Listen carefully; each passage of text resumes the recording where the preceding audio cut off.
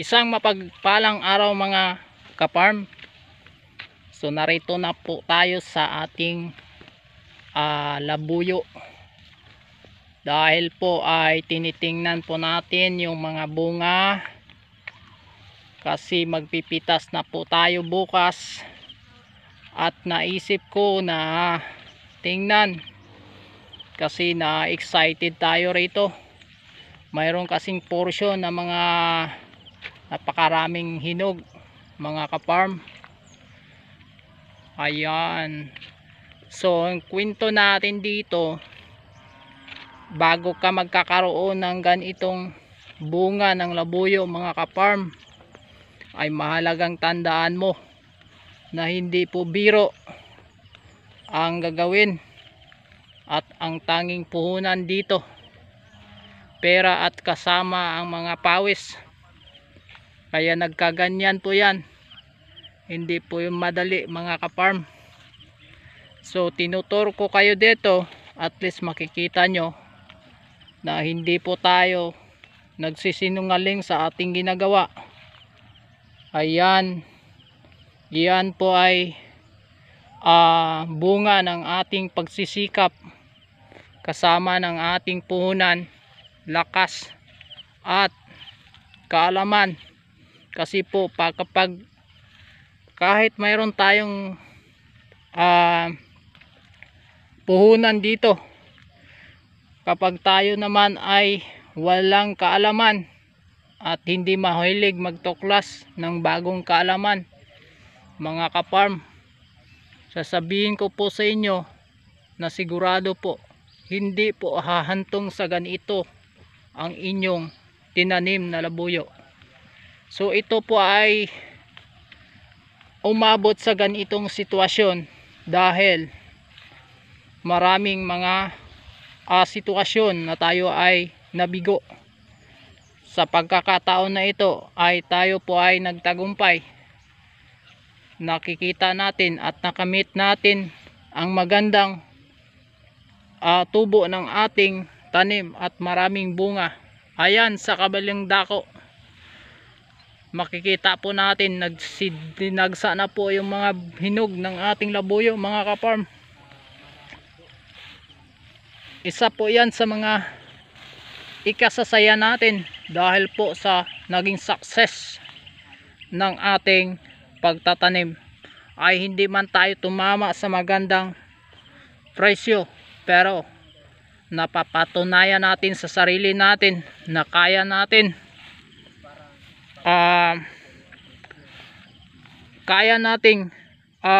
pagandahin yung tanim natin.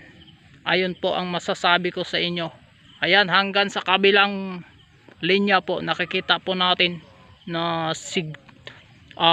damihan ang bunga ng ating labuyo mga kaparm. So narito po tayo para itur po sa inyo, ipadama po na kapag ikaw ay may ganitong bunga ng labuyo, sigurado po na katulad ko rin ay masaya ka sa nakikita mo. Sa likod ng maraming mga pagsubok sa ating buhay, huwag nating tatalikuran ang mga pangyayari na tayo po ay dumapa. Pero sa kabila ng lahat ng ating pagkadapa, kung tayo ay nagtutuklas ng kaalaman, sabihin ko sa inyo, ang pagtatanim na ito ay hindi po biro. Kasi kapag ikaw ay magtatanim tapos hindi mo alam ang iyong gagawin, sigurado po hindi mo kaya ito nagampanan at palakihin at babungahin sa matagal na panahon. Ayun po ang masasabi ko. Totoo po yan. Kung isa ka sa mga hindi po naniniwala sa aking sinasabi, subukan mo na magtanim ka. Tingnan natin kung hindi mamamatay yung mga tinatanim mo habang nagtutubo. Kung hindi mo alam yung mga paraan, yung mga dapat i-apply dito upang mag-success yung tubo ng ating labuyo. Ayan mga kaparm, So isa ka sa mga nangarap na at mahilig din magtanim katulad nitong halaman. Kaya tuklasin mo muna kung papaano. Doon ka muna magsimula sa kaunti at maliit lamang para po hindi po sumablay o sumablay man ay hindi po maaapektuhan ang iyong pangangailangan. Kaya ito po yung binibigkas natin na mga salita ay isa po sa mga nagbigay ng lakas sa bawat isa na mga magsasaka na nais tatahakin ang pagtatanim katulad nito.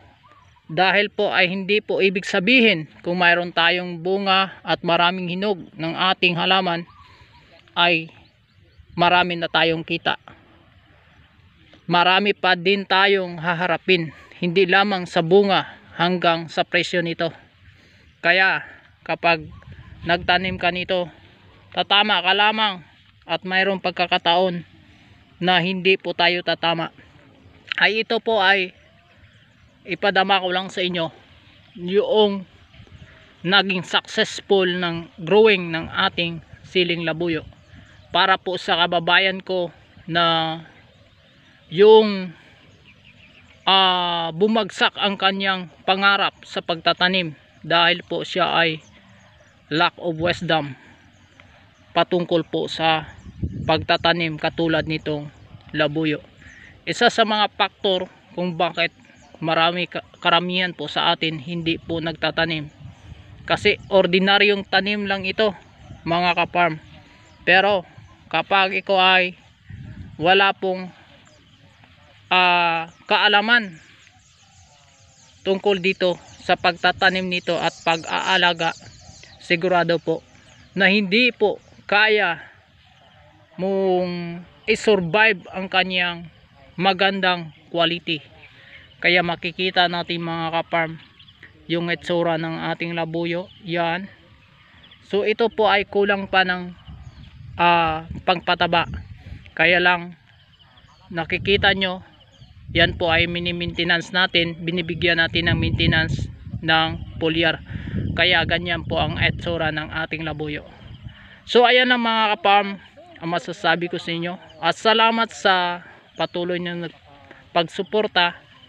Sana po ay i-share nyo ang video na ito para din sa mga taong gustong magtanim ng labuyo, para masubaybayan nyo po ang marami nating video na in-upload na mayroong formative tips na binibigay po sa inyo para po na kung sa ganon para po sa karamihan na magsasaka na willing po na magtanim.